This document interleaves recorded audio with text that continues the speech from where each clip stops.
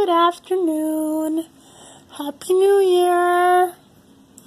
I just wanted to do a quickie. Well, I don't think it's going to end up being too quick, but it's quick enough probably.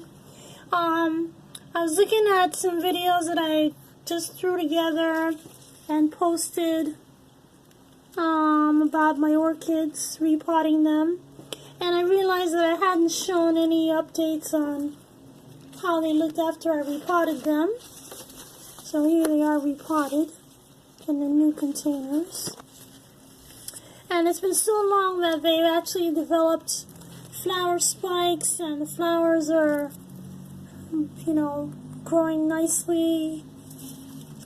This one over here, it's got this nice long spike. I never repotted that one, but I will soon. I repotted this into these three into this larger container. This one here actually got crown rot. I'm trying to see if it'll regenerate. The roots look great, but the top died because there was water in the crown. You can't let water get into the middle there because otherwise they can develop crown rot and the whole thing will be devastated. Anyway, so this one here probably will start opening up maybe in a couple of days. We'll see. We'll see how it goes. Meanwhile, I got this loco pepper. Loco or pretty in purple. It turned red. It used to be purple maybe 2 weeks ago, but look at how big it is. This is getting like maybe 2 good hours of sunlight in the winter, and it's not the most productive plant. Obviously, it never really, and in general, it's not a very productive pepper plant, but it's doing incredibly well being indoors. The ones outside didn't hardly do anything. I don't think I got one pepper, but these are doing fine, and it's kind of a gloomy day outside, so my Christmas lights, even though it's only 2 o'clock, look pretty nice and cheerful on this gloomy day. My African violet seeds are doing what they do. These are all doing well, by the way. The last time I checked on these, was it,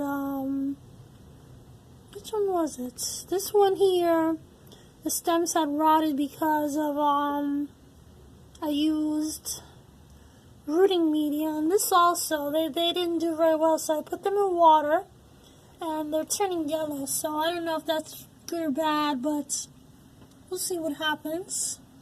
Meanwhile, I checked these, and they're actually rooted, and they didn't rot, and this one rooted very nicely, but there's no rot, so I guess it's like a 50-50 thing. Some of them will rot with the rooting medium, some won't. I know this one did, and I don't know if that leaf is going to recover. Meanwhile, well, this African violet is going through a nice flush again. And the Calaria, look at it, how cute. It's just adorable. I just can't believe that I took a chance with that, and it really paid off. So I've never grown it before. I ordered that rhizome from a grower in Germany, which I had no clue about any of that. But it's doing very nicely. Anyway, I just wanted to do a quick shout out or whatever to a new gardener that I started watching. He's not a new gardener necessarily, but I am newly watching his channel. It's called My Family Garden, and he's in the UK. And excuse me, I'm kind of losing my voice today. It's not cooperating with me this morning. So anyway, back over in the UK, I guess they're doing like a garden roundup thing where I guess you kind of do a recap of all the things you've done for the year at the end of the year. And I don't think I've seen too many people over here in the UK. I'm sorry, in the US doing that. So I kind of wanted to bring it over here. Nobody nominated me, but I'm just going to do a quick one. I don't think I'm going to do all the questions, but I'm going to do some of the ones that I thought were most relevant. And let's see, so one of the questions is, what was your best crop of 2018? So my best crop, I would have to say, was actually my garlic, which I still have some growing here. Not growing, but still holding on tight. Still got a good amount. I've actually been trying to use them kind of fast, as you can kind of see, some of them are sprouting. These are soft necks. And I think I understand that soft necks tend to sprout more readily than hard necks. I don't know if that's true or not, but that's what I'm understanding. So anyway, yeah, I think that I would say garlic was my best crop. In general, I think, because now the next question is, what was your worst crop? In general, I don't think that I had anything really do very badly. I think everything that I grew this year did kind of middle of the road, My tomatoes did okay. My garlic did okay. Probably is the best crop, but it did okay. It didn't do as well as I've had in years past. My potatoes did pretty well, but that's because I planted more potatoes this year. In general, I would say the yield, considering, was not as good as in previous years. And what else? Kale, I think, is also probably my best crop after garlic.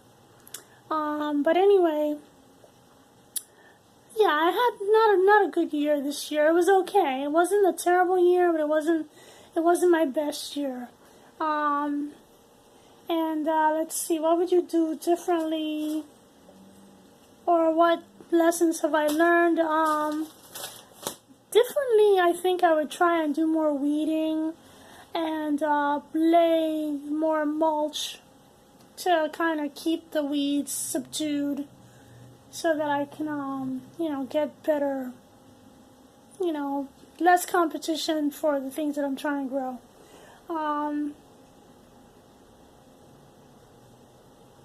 Yeah, so I think that's the biggest one.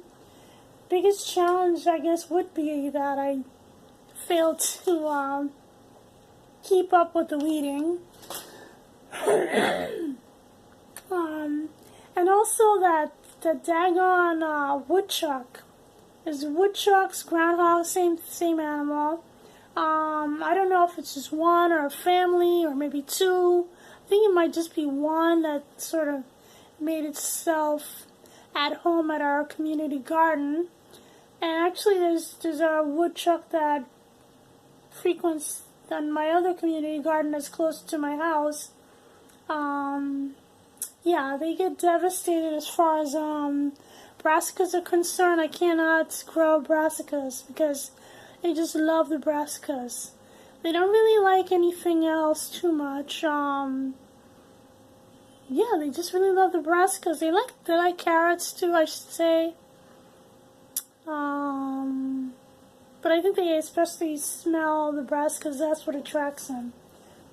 So I have not been able to get on top of that. They just, no matter how much fencing I do, I haven't done a really great job with the fencing, but it's just not, I don't know what to do. I don't want to spend tons of money because it's not my property in a community garden, but,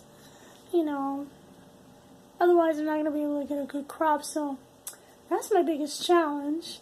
Plans for 2019, I'm not even sure because I'm kind of hoping to move. I've been talking about moving for a long time, and but I don't know. I have no idea if I'm still going to be here, if I'm even still going to be in the same state, or in the same neighborhood.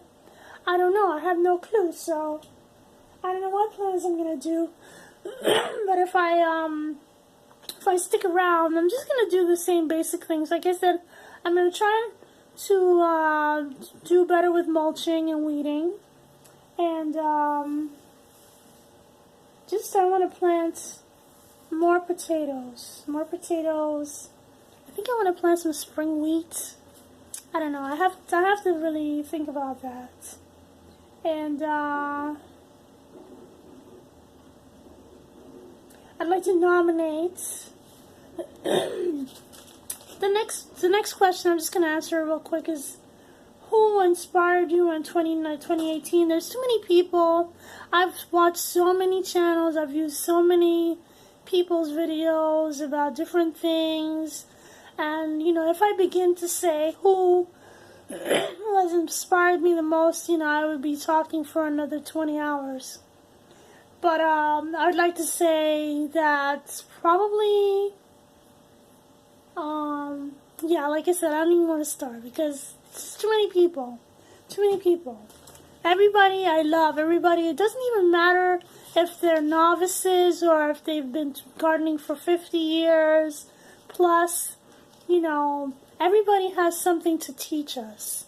Even if you haven't ever, you know, done more than just planted a seed in the ground this year and watched it grow to become a tomato or whatever. We can learn from these people too. So, you know, everybody inspires me. Everybody inspires me. But anyway, I want to nominate 3 channels. I want to nominate Little Beans Garden. She is a very sweet lady in Pomona, California. She moves, and I don't know if she's still going to be in Pomona, but she's a lovely gardener, and I'm looking forward to anything new that she has to say. And I definitely would like to see her, you know, talk about what, you know, these questions are, this roundup questions. And also Prairie Plant Girl. She's in, I don't really know. She's in Canada. I don't know what part of Canada, but she's up there, and she has a small channel. I just started viewing her videos. You know, she has a few videos, and they're all very interesting and informative. She likes to grow very unusual things. She has a perennial garden, and she has like indoor plants also, a lot of interesting things. So, a lot of interesting techniques also that she uses. And then there's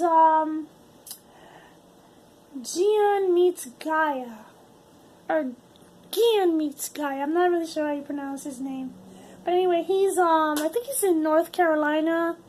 Could be South Carolina, I'm not sure, but one of the Carolinas, I believe. And he has a lot of things that he does. He gardens, he has chickens, he would like to have goats, and he does a lot of like motivational stuff and exercise stuff. Very interesting channel. He does a lot of different things, just different things I'm trying to say. So yeah, so I'm gonna leave the links to their channel so you can check them out, and you know, tell them that Deborah Christmas sent you. And anyway, Merry Christmas again. Thank you for watching. I've enjoyed our time together, and I hope to enjoy more days, more years, hopefully in the future, with you watching, with me watching you. You know, let's just keep growing this garden community on YouTube. Thanks for watching.